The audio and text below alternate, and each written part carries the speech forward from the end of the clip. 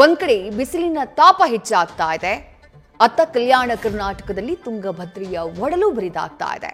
ಕೊಪ್ಪಳದ ಜೀವನಾಡಿ ತುಂಗಭದ್ರೆಯ ಒಡಲು ಬರಿದಾಗ್ತಾ ಇದ್ದು ಡ್ಯಾಂನಲ್ಲಿ ನೀರು ಡೆಡ್ ಸ್ಟೋರೇಜ್ ಹಂತಕ್ಕೆ ತಲುಪಿಬಿಟ್ಟಿದೆ. ಡ್ಯಾಂ ನೀರಿನ ಮಟ್ಟ ಸಂಪೂರ್ಣವಾಗಿ ಇಳಿಕೆಯಾಗಿದ್ದು ರೈತರ ಆತಂಕಕ್ಕೆ ಕಾರಣ ಆಗಿದೆ. ಒಂದು ವೇಳೆ ಜಲಾಶಯದಲ್ಲಿ ನೀರು ಮತ್ತಷ್ಟು ಕಡಿಮೆಯಾದ್ರೆ ತೆಲಂಗಾಣ, ಆಂಧ್ರಕ್ಕೂ ಕೂಡ ನೀರಿನ ಸಮಸ್ಯೆ ಎದುರಾಗುತ್ತೆ.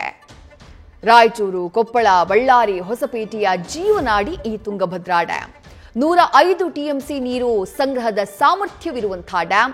ಕಳೆದ ವರ್ಷ ಆಗಸ್ಟ್ ತಿಂಗಳಲ್ಲಿ ಇದರ ಕ್ರಸ್ಟ್ ಗೇಟ್ ತುಂಡಾಗಿ ದೊಡ್ಡ ಪ್ರಮಾಣದಲ್ಲಿ ನೀರು ಪೋಲಾಗಿತ್ತು. ಅದೃಷ್ಟವಶಾತ್ ಮತ್ತೆ ಮಳೆ ಬಂದಂತಹ ಕಾರಣಕ್ಕಾಗಿ ಮತ್ತೆ ಡ್ಯಾಂ ತುಂಬಿತ್ತು. ಆದರೆ ಈಗ ಬರ ಬಿಸಿಲಿನ ತಾಪಕ್ಕೆ ಡೆಡ್ ಸ್ಟೋರೇಜ್ ಹಂತಕ್ಕೆ ತಲುಪಿಬಿಟ್ಟಿದೆ.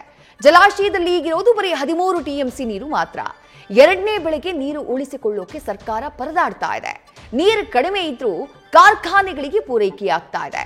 ಕಾರ್ಖಾನೆಗಳ ಕೋಟಾದಡಿ ತುಂಗಭದ್ರಾ ನೀರನ್ನ ಸರಬರಾಜು ಮಾಡಲಾಗ್ತಾ ಇದೆ. ಆದ್ರೆ ರೈತರ ಎರಡನೇ ಬೆಳೆಗೆ ಸಂಪೂರ್ಣ ನೀರು ಸಿಗೋ ಡೌಟ್.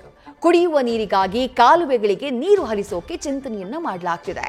ಸಕಾಲಕ್ಕೆ ಒಂದು ವೇಳೆ ಮಳೆಯಾಗದೇ ಇದ್ರೆ ನೀರಿಗಾಗಿ ಹಾಹಾಕಾರ ಏಳುವಂತಹ ಸಾಧ್ಯತೆ ಇದೆ. ಇದರ ಜೊತೆಗೆ ಕರ್ನಾಟಕ ಮಾತ್ರ ಅಲ್ಲ, ತೆಲಂಗಾಣ, ಆಂಧ್ರ ಪ್ರದೇಶಕ್ಕೂ ಕೂಡ ತುಂಗಭದ್ರಾ ಡ್ಯಾಂನಲ್ಲಿ ನೀರು ಕಡಿಮೆಯಾಗಿರುವುದರಿಂದ ಸಮಸ್ಯೆ ಎದುರಾಗಲಿದೆ. ನ್ಯೂಸ್ ಫಸ್ಟ್ ನಿರ್ಭೀತಿಯಿಂದ ನಿಮ್ಮ ಪರವಾಗಿ.